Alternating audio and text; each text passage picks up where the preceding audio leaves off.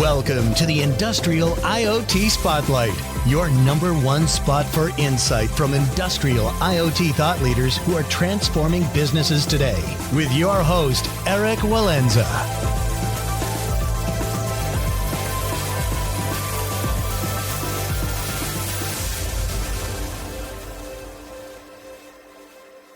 Welcome back to the Industrial IoT Spotlight podcast. I'm your host, Eric Walenza, CEO of IoT1, the consultancy that helps companies create value from data to accelerate growth. And our guest today is Justin Beals, CEO and co-founder at StrikeGraph. StrikeGraph is a compliance SaaS solution that simplifies security certifications such as SOC 2, ISO 27001, and HIPAA. In this talk, we discuss the importance of an effective compliance program in order for technology companies to meet customer requirements and reduce the time to close sales. We also explored the evolving landscape of security and compliance standards as regulators and companies seek to stay ahead of security threats. If you find these conversations valuable, please leave us a comment and a 5-star review. And if you'd like to share your company's story or recommend a speaker, you can email us at team@iot1.com. Finally, if you have an IoT research, strategy, or training initiative that you'd like to discuss, you can email me directly at erik.walenza@iot1.com. Thank you. Justin, welcome to the podcast. Thanks for having me. It's a pleasure to join you, Eric. Yeah, so you're up there in the misty Northwest where I was also born. Were you born and raised there, or you moved there? No, I was not born here. I'm originally from Atlanta, Georgia. That's where I grew up. And through multiple companies and relationships with great colleagues, I had the opportunity to move to the Pacific Northwest about 6 years ago. And I've really enjoyed it. Certainly the great outdoors is beautiful here, and really a great tech industry ecosystem for startups and the type of work I like to do as well. Yeah, that's right. It's a great city. I'm sitting here in Shanghai, and I haven't left China in 4 years because of lockdowns, and very much missing the mountains of the Northwest right now. Oh, well, they'll still be here. You've got millions of years, Eric. Yeah. That's true. Yeah, that's true. Yeah, I just have to make sure my knees hold up. Great. Well, you've got a fascinating background. I mean, you probably, I don't know how many tech companies you've worked with, but you've really covered the gamut here. But would love to understand how you convinced yourself to dive into this particular topic. I mean, it's always interesting talking to a founder and understanding what was it about this particular problem of security and compliance that excited you and led you to set up StrikeGraph. Yeah, I certainly am a little bit of a serial entrepreneur. And one of the things you're always trying to be aware of is problems in the market that you're dealing with, your colleagues are dealing with, that you think that you could solve. And so before being a CEO, I typically played the role of chief technology officer. And I was at a startup here in the Seattle, Washington area about 6 years ago. We had an AI product that would predict the likelihood a job applicant would be a high performer. And to power the most accurate models, we needed a fair bit of data. And so our target market was Fortune 50 businesses that had a lot of employee data, so we could build a model and match the right applicants for the job. And when we started selling our solution, we had a real problem that we didn't predict, but realized that we were struggling with. And that is, all of a sudden, companies sharing data with us, like this employee data, were super sensitive about our security posture. And so we got into this really difficult situation where we would get a verbal agreement to buy our product, but then it was taking 18 months and sometimes longer to get to a signed contract. And so we couldn't grow the business fast enough to kind of attract new capital to grow it. And I really struggled with the problem. I mean, as a CTO, we'd always implemented good security, but I'd never been challenged with, how do I communicate that good security practice in a really efficient manner so that buyers that are looking at us can gain a sense of trust for our solution, the way we care for the data and the way we care for them really quickly. And so that's how I really got interested in the problem area. I'm not a compliance wonk. I'm not an ex-auditor. I'm not a CISO by trade. I'm maybe a practitioner who really realized that this was an intense business challenge, and also realized that all of the companies that my peers were working at and I had worked at needed to share data to power our products. And so this is going to be a broad issue. Yeah, no, it's fascinating. We have a partner in North America, and just about 3 weeks ago, they lost a project because they hadn't had a cybersecurity audit. And this is a consulting firm that's doing, basically market research and strategy work. And this was a long-term client of theirs who decided at some point in the past couple quarters that all of their vendors needed to make sure that their cloud and so forth was secure. And because they hadn't actually been aware of that process, they lost this bid. But I think that kind of illustrates how widespread the requirement is now. It's not just for SaaS companies. It's kind of for some industries, any vendor basically is going to need to pass some degree of compliance here. Yeah, that's right, Eric. And I think one of the statistics to understand about why that's happening is about 70% of major data breaches are coming from third-party vendors. Even if it's just a laptop with a list of clients on it, that's why buyers have gotten so sensitive about this particular issue. It's a huge security surface area that can result in a really big data loss. Yeah. So when we're talking about cybersecurity and compliance, what is the landscape that we're talking about? Because I guess you have all of these different infrastructure nodes, and then you might have also internal policies. I guess there's the technical aspect, and then there's kind of the process or the human aspect as well. So what would be in scope in this landscape? Yeah. And one thing I learned as a CTO that I didn't understand, but now I do much better, especially having read many of the standards, the compliance standards that people are going after, is really only about 40% of the standards is what I would call cybersecurity specifically. The standard coverage, much of it is on business operations characteristics. So certainly, like the most common standard in North America that we see customers going after is SOC 2. And they will have portions of the standard that is, how do you manage data? Is it encrypted? Is there a firewall in front of your servers? Those types of more traditional cybersecurity challenges. But then there's a whole slew of things that are, what is your onboarding and offboarding process for employees? What is your process for board transparency? And I think that the way that we think about that security posture is really a control-centric design. And controls are just really small statements about some type of security habit or activity that you're going to implement. For example, you could have a control that says, we're going to encrypt our production database. Or you could have a control that says, we're going to have every new employee sign an acceptable use policy so they understand our requirements around use of devices and laptops at our company. And so that has a lot to do with kind of the scope of practice. The way to think about compliance here, and there's two different types of compliance. One, the more traditional one, is what I like to call liability compliance. So a great example of liability compliance is HIPAA. HIPAA, you can state that you're HIPAA compliant. You don't have to get tested for it. But if you are not, and you are found to be not, you could be liable for a lawsuit. So then your lawyer is going to say, hey, this is a liability. We should be concerned about this. We should meet the compliance. But there's another type of compliance that is more around sales.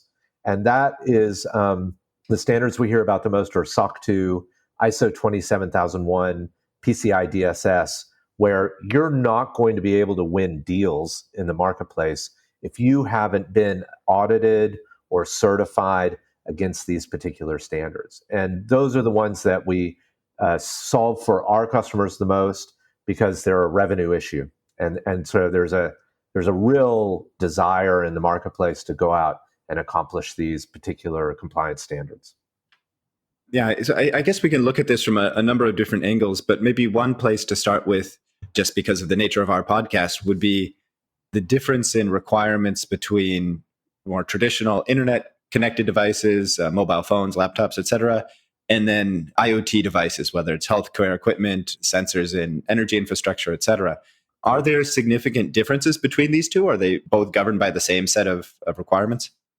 The requirements are the same. So that's one nice thing. Like the standards don't really change depending on the technology infrastructure.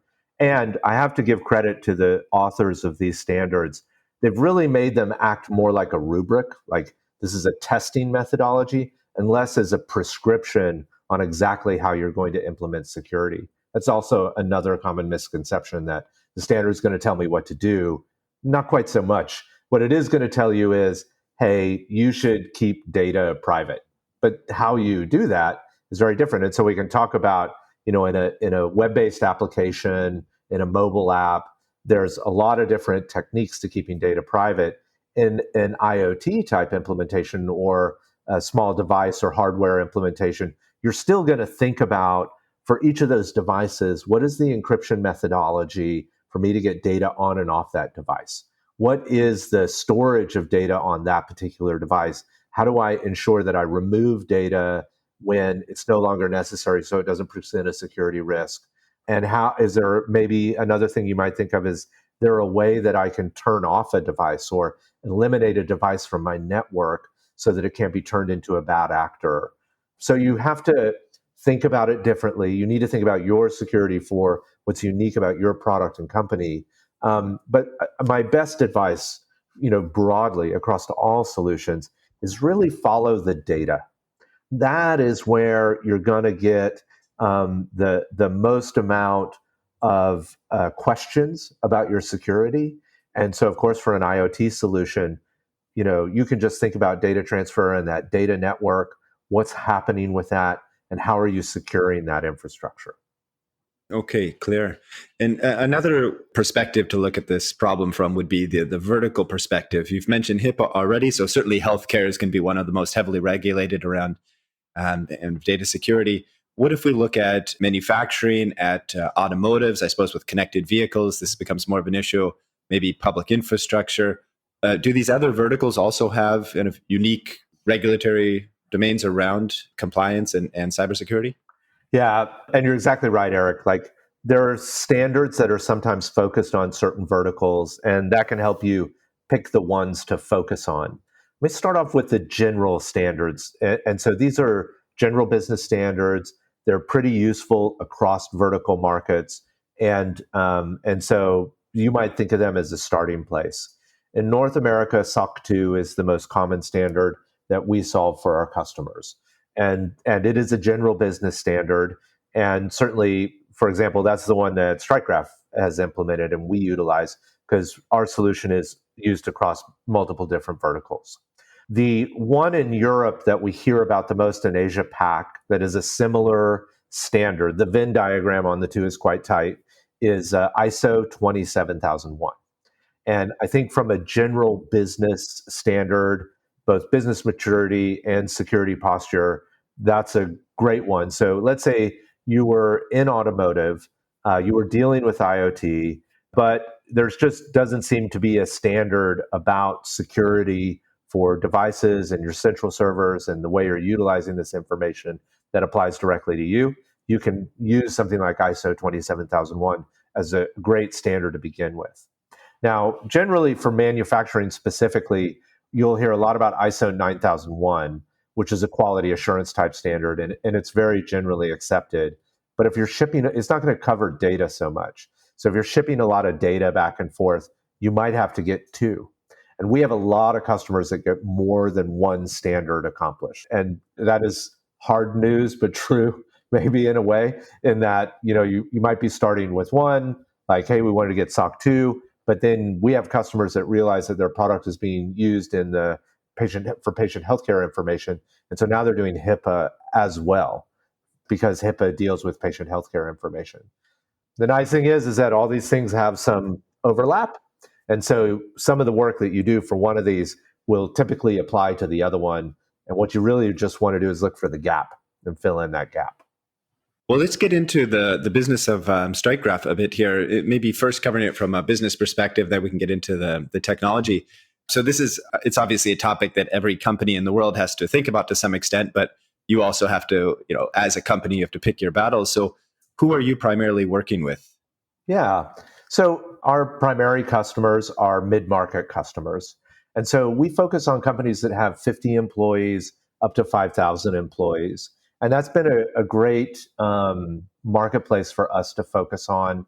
uh, we find that those customers are a little more experienced, a little more resilient, and they also tend to have a dedicated resource to solving this problem. And that could be everyone from a CTO that knows they need to spend time on it to CISOs, VP of security, chief risk officers, or director of compliance. And that's really a great relationship start for us, where we kind of have a leader and a champion inside the organization that's going to roll out that broader security posture. Are you working more with technology providers, with software providers, or device manufacturers, or operators? And if it's a bit of all three, it would be great to understand what are the different challenges that each of those different companies would face based on their their operating model. Yeah, it is a big mix. Like this is a really massive marketplace and a lot of different types of companies. But I'm happy to talk about some of the bigger populations that we see as customers of StrikeCraft. Probably the biggest group are B2B SaaS web applications. It's almost a requirement to operate in the marketplace to achieve one of these compliance certifications. And so I would say that's the biggest group. And they're dealing with typical, an AWS or Azure type cloud implementation, and then the business processes for their company.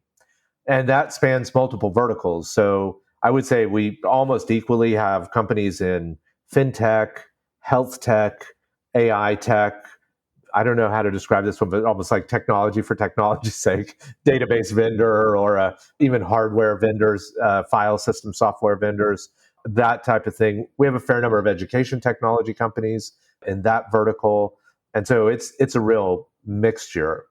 We do have, I would say, a set of companies that are more mobile app based and some companies that work on device management. And so there is some organizations, but they will also have a centralized server where they're dealing with data transfer on and off. Let's say they're doing BYOD, mobile device management. They're still going to have centralized servers where they're having to manage a fair bit of important data. And then we have some companies that are consultancies, and we're starting to see that impact more and more, as you mentioned, where essentially a company is they're just critical to the bigger organization's operation, and they're just getting asked to meet these security standards as a sign of maturity more than cybersecurity implementation.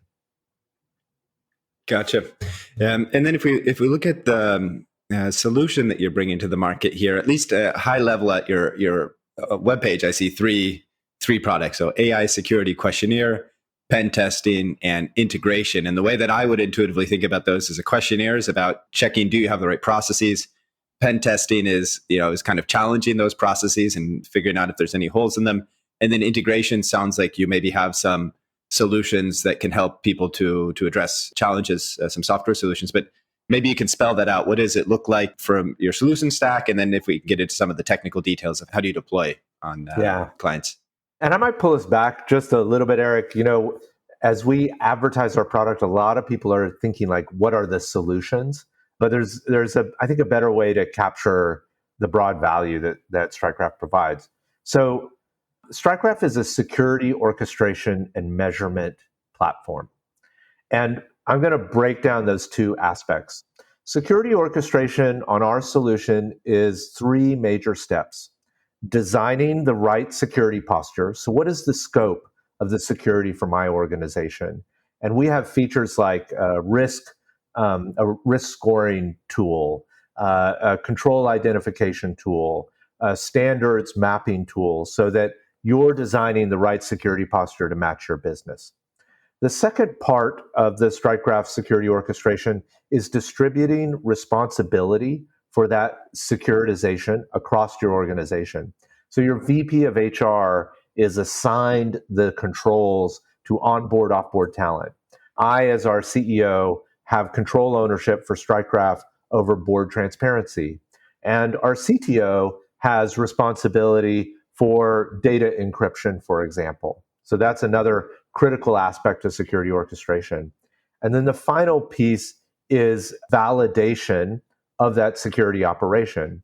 And the way that validation happens is you have to collect evidence, almost like receipts, that you operated that control.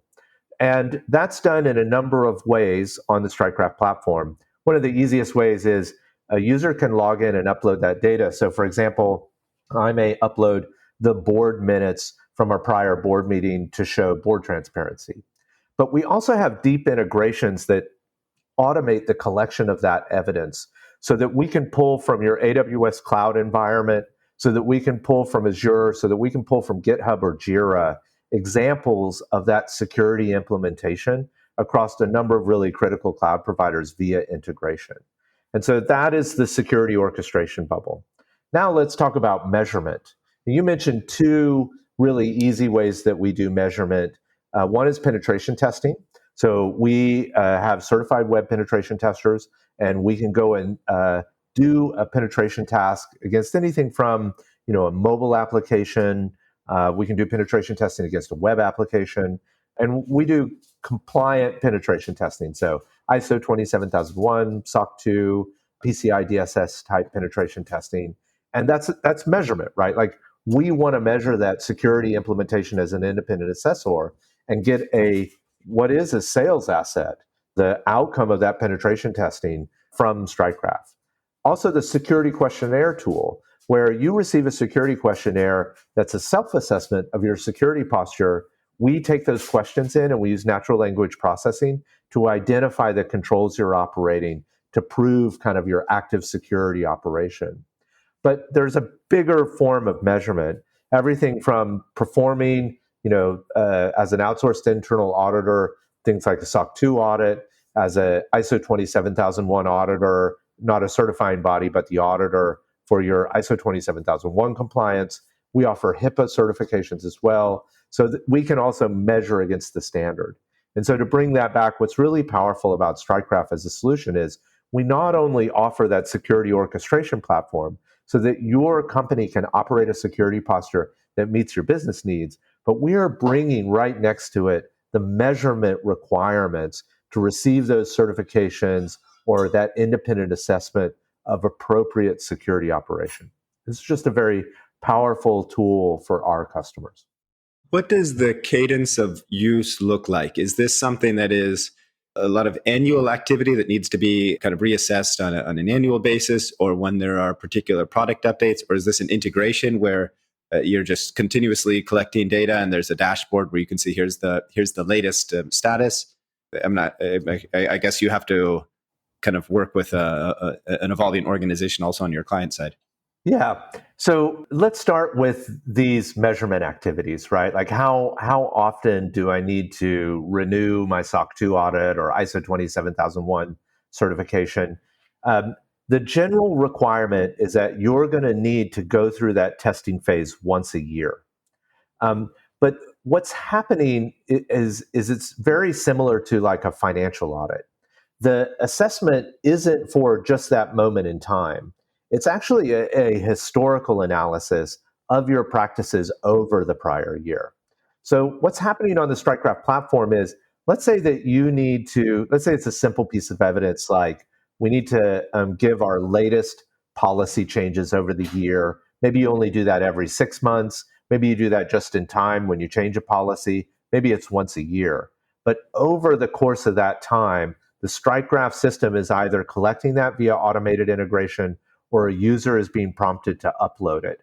But where we're dealing with like a firewall configuration, we might be collecting that everything from daily to quarterly to on a change basis out of your cloud provider on a regular basis. And so you need to, like, just like a financial audit, you can't turn off the bank records for a month and expect to get through your financial audit. And similarly for a compliance audit, you need StrikeCraft around throughout the year. So when you get to that moment of measurement, you have all those receipts collected for the prior year. And so the cadence is very different depending on how often that evidence needs to be collected, but it is an ongoing activity, as security should be, right, Eric? Like, we should be operating our security posture throughout the year. Gotcha. Yeah, and I guess you have these, so you have annual requirements, compliance requirements. Are there also ad hoc situations? Is there, let's say, a lawsuit and then kind of a scramble to pull together data to allocate responsibility for a particular case, or other situations that are ad hoc, or are those typically going to be covered by kind of annual work that's done more on a regular basis? Certainly, if you decided that you had a major breach and you wanted to do an investigation into practices, you could look back through the data that we've gathered. It's not typically what we see, but there are certain standards as a company matures that are going to require more often audits. For example, FedRAMP, which in the United States is a requirement for working with the federal government, there's a quarterly audit requirement. So it gets, as you go up market for bigger contracts, the data is more sensitive. You're going to see an increased need to assess on a regular basis. Well, let's talk about the people involved here a bit. So you mentioned earlier that you typically work with organizations that have a CISO or they have somebody that's kind of a dedicated resource responsible for this. So I guess that would be your primary touch point in terms of running audits, for example. But then you also kind of alluded to other people. So you might have HR involved because obviously people are a big source of worry when it comes to cybersecurity. And so there needs to be training, et cetera. You mentioned that sales is one of the big values here. So maybe the salespeople need to know how to present this information to their customers. So who would be the different users of the platform or people that would be receiving information from the platform? Yeah, so the primary user of the platform is whoever is leading that definition of the security scope. And so that could be the CISO, right? Like, I'm going to define the security controls that we need to put in place. But then what we recommend, and certainly it's both better security and it's more efficient to operate, is really distributing ownership to other parts of the organization where there is ownership. And so I'll describe some typical areas, but every company is different a little bit. What we typically see is between 5 and 25 users that are operating some portion of security that they have responsibility for. So that could be the director of developer operations or whoever's leading DevOps or systems administration. The head of IT oftentimes has control operation responsibility. A CTO will have control operation responsibility or VP of engineering. On the business side, we will definitely see HR heavily involved in the operations, and a chief operations officer can oftentimes be involved as well. And then certainly some executive like the CEO or a CFO might be engaged from a financial fraud risk perspective. If you have a data privacy officer, they will have controls that they're operating as a data privacy officer. So it really kind of, what you want to do to both, again, implement good security and spread the love a little bit, so it's not one person trying to operate this, is really assign that responsibility out to those owners. And one nice thing about the StrikeGraph platform is we have a deep library of just-in-time resources for these different controls that is mapped to the controls themselves. So if, let's say, a VP of HR hasn't really ever dealt with this before, they want to make sure they're doing it well and they're not quite sure, they can click on the control about onboarding, offboarding employees, and we have a ton of information for them, from policy templates to share to typical asset management templates, just deep dive descriptions on how to roll out that particular security. Now, consumers of the information, right? So your sales team, especially when they are going to sell, and they are especially in an RFP process or working with an enterprise customer, they are going to get things like a security questionnaire that needs to go back to StrikeGraph to receive a report on how to answer that questionnaire. And they're also going to ask for whatever certifications have been achieved, like a SOC 2 audit, an ISO 27001 certification, a HIPAA attestation, for example, if they're working with a healthcare organization. And I want to highlight that your customers are the ultimate consumers of this information. They are reading these certifications and looking at the way you were tested and the types of controls you've implemented. And so that is really I think ultimately the team that you need to think about as you're building these security postures, as reading deeply into their trust for you. Gotcha. Okay, thank you. And staying on this topic of stakeholders, you have here mentioned, well, I'm not sure if I'm interpreting this. You have mentioned companies that partner with StrikeGraph, but maybe those are your clients. Are there companies that you are partnering with on a kind of a technical integration basis? And then what would be the areas where there would be value in those partnerships.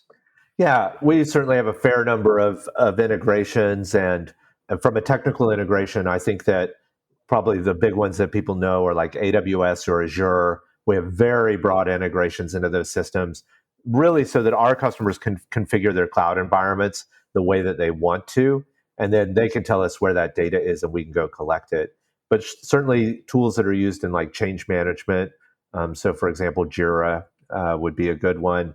Concurrent versioning systems or code versioning systems like Git and GitLab or GitHub are very typical ones. But we also integrate with just document repositories like Office 365 or Google Drive, where there might be business documentation that you want to collect. But there are other partners that are a part of our ecosystem. One of the ones that we really like is partnering with managed security services providers or MSPs. We're not deep cybersecurity experts, and sometimes having that consultative analysis from a managed security services provider to help you scope the security can be really helpful. And so we do build partnerships along those lines as well. Well, let's touch quickly on your business model here. I see that you have an annual plan, which maybe for a lot of your mid-sized customers is a good fit. And I think it's interesting always to look through the kind of the bullet points on a company's pricing page, because you really understand what are the value in terms of 280 plus seated controls and this evidence example repository and different things that you've mentioned here. What would be the variables? So there's a starting price here. What would be the variables for complexity that would impact pricing? Is it number of countries you're operating in, number of regulations you're complying with, or just the size of the company? What are the factors here? Yeah, I'll tell you some of the ones that we don't focus on because I think it's really important for our customers to get the most value at the platform. We don't charge per seat. So we do an annual subscription, but you're welcome to invite as many teammates as are helpful for you for operating your security posture onto the platform. That's really important for us because we think that the best value can be achieved by broadly distributing that security activity. It comes with all the risks and controls and evidence content with any annual subscription on the platform. But the place where we do start to adjust the pricing is the number of standards that a customer would like to adopt, and that's a good way to identify the value we're providing. Because let's say you're only going for SOC 2. That's a very typical one and the one that most people go through. But then later on, you start selling into health tech and you're ready to upgrade to HIPAA, or you've added a feature set around credit card processing, and so you need PCI DSS. Or you decide you're ready to go pitch for the Department of Defense here in the United States and you need the CMMC standard. Then we up the price as you're going for those different standards. But we also believe that you're acquiring those standards to acquire new sales. And so your revenue is growing with the value that StrikeGraph is helping you acquire. And so that is really how we mostly adjust the pricing. There is some bundles that we provide that are really beneficial. For example, if a company just wants to get all the way through the SOC 2 certification, we're able to bundle that. That includes the penetration test, that includes the actual audit and report for one single price with just a single vendor. And honestly, that has been a really winning combination for a lot of our customers. They really like that. And of course, they get all the platform, all the content, as many users as they might like utilizing it today.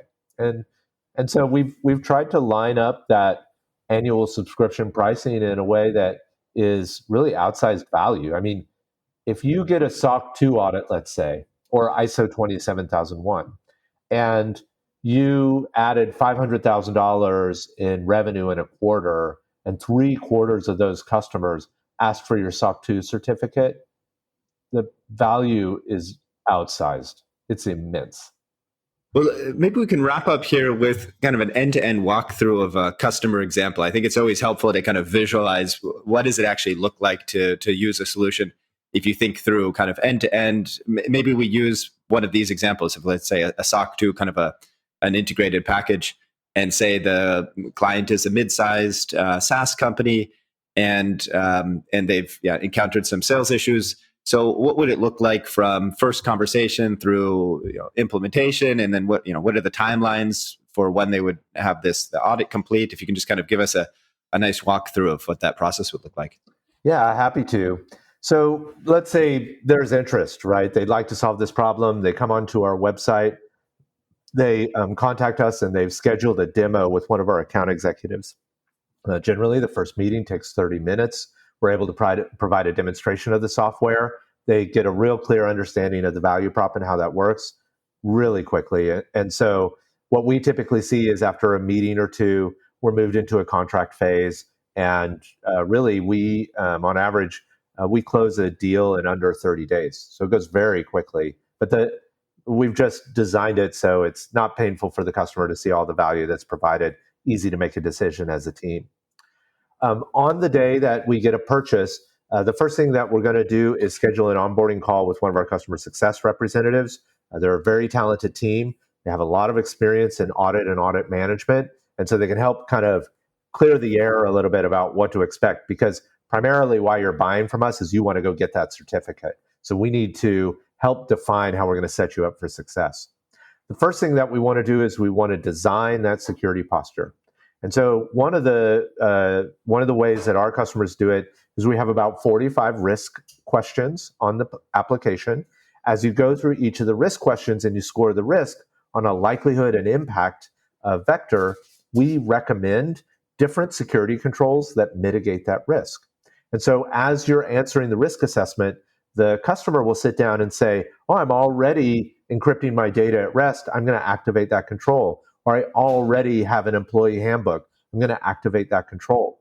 And so in just a couple of hours, right after they've onboarded, they've probably selected between 60 and 100 controls that they're just actively going to utilize. Now, on the backside in our database, we've already mapped all those controls to SOC 2. So the second you're done, our customer success team can tell you, hey, you have a gap to being audited under the SOC 2 standard of 15 controls. That's all we need to implement, and you're ready to go. And so then they'll help you add those extra controls. And then the next step we recommend is that CISO that went through this initial process with us starts assigning those controls out to the owners and inviting the rest of the team to the platform. Okay, now you have your security distributed from a responsibility perspective throughout your organization. You need to start collecting evidence that you're operating that security posture. For every control that you've activated, we've already listed 1 to 3 different evidences that are the typical evidences you're going to collect to prove that you operated that control. And so your team now is working through rolling out these controls and getting an integration. So you're pulling the firewall configuration from AWS or uploading the employee list that shows asset management to the system. We're calculating for you on the platform if all the evidence is supplied to meet the standard. And the second all the evidence is supplied, you're ready to go into audit. So at that point, StrikeGraph is able to move you through the audit process, and anywhere from 3 to 6 weeks later, you get the report back from the auditor, and now you have the certificate. So it's not very complicated. We've made the system feel like you're breaking down the parts of the process into kind of something you can stomach, or each individual can, and really be able to track getting there. I would say on average, you can certainly go very quickly. We have customers that have gotten into audit in just a couple of weeks. That can be really painful, though. It can really disintermediate your whole team for a couple of weeks. And so what we typically recommend is to give yourself 45 days, which is pretty fast to get to that first audit. And let's say you mentioned, and we get this all the time, I've got an RFP on the line or a customer contract today. I've really got to solve this. How is StrikeGraph going to help me? One of the things that we can provide is an assurance letter. And we can say, hey, you're working with StrikeGraph. This is signed by the StrikeGraph team that you're driving at a SOC 2, and you set a goal to accomplish that SOC 2 by this date. And you can use that initial assurance letter to get that contract over the line. Then when we finish the certificate, you hand that back to the customer, and now you're on that annual cycle. Every year, you're going to redo that audit while you're collecting that evidence. So you maintain that trust with that customer. Great. Thank you. Very clear. Good. So maybe just a last question then from my side. You are still a relatively young company set up in 2020, and you've raised some, I think, quite healthy seed round in 2020 and then an A round last year. So good timing before the market fell out a little bit in the venture capital market. But I guess you're also now consistently kind of building out new product, bringing new things to market. So what's exciting for you on the horizon from product development over the next 12, 24 months? I'm really excited about maximizing the impact of the data we gather. One of the things that's very unique about StrikeGraph is I think there's a lot of solutions in the marketplace that are kind of sucked to in a box. And when they do that, they'll try and fit every company into the same technological architecture, operations architecture, and it's really the same set of controls for every single company. As a CTO, I can tell you that doesn't work, right? Like all of my companies are different that I've worked at, and we need the flexibility. And so StrikeGraph has baked that into our platform and our value prop. And so what we've gathered over 200 plus customers over just the first 2 years of selling is a real kind of almost understanding of different types of companies and the different types of security postures. And I'm excited about maximizing the value of that data back for the organizations that adopt us. We might call it benchmarking or reporting. We might be able to build some really interesting modeling techniques around effective practices using data science. But I think those are the types of things that we continue to build on top of. We will likely continue to move up market with our solution. We've kind of organically found that enterprise customers, 5,000 plus employees, really find a lot of value with our solution. And so we'll continue to innovate into that particular marketplace over time. Well, you're certainly in a good market. I mean, it might not make anybody particularly happy, but compliance and cybersecurity are increasingly important. So you're in the right place. Really appreciate you taking the time to come on today. Thank you, Justin. Eric, it's my pleasure. I wouldn't have guessed that this is where we had wound up, but I wanted to find a really impactful problem that made the world a better place. And honestly, I'm really proud that our customers are getting the ability to essentially sell on their company maturity and making that a part of the buyer's conversation. When we do that, we build a more trusted marketplace. And when we have a more trusted marketplace, hopefully have a more vibrant and better economy to operate in. Yeah, great mentality. Thanks, Justin. Thank you.